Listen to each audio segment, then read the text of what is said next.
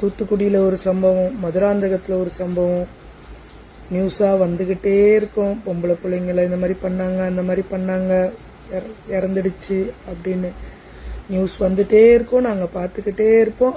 பண்ணவங்களை கண்டுபிடிப்புங்க, ஜெயிலில் வைப்பீங்க, 3 வேளை சோறை போட்டு வளர்த்துட்டு இருப்பீங்க. சட்டம் கடுமையானாதான் பண்றவங்களுக்கு ஒரு பயம் வரும்.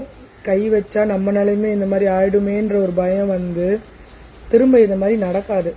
எல்லார் வீட்லயும் பொம்பளை பிள்ளைங்க இருக்கு. எல்லாரும் பயந்துகிட்டே வாழணுமா? என்னடா இது வாழ்க்கை, நம்ம பொண்ணு வச்சிருக்கோமேன்னு பயந்துகிட்டே ஒரு வாழ்க்கைய வாழணுமா?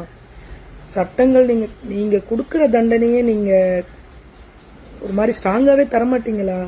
இது நடந்துகிட்டே இருக்கும், நாங்க பாத்துக்கிட்டே இருக்கணுமா? கூட்டிட்டு போய் அழகா உட்கார வச்சு 3 வேளை சோறை போட்டு வச்சு வளர்த்துட்டு இருக்கீங்களா? என்ன எங்க போகுது, என்ன பண்றது? ஒன்னும்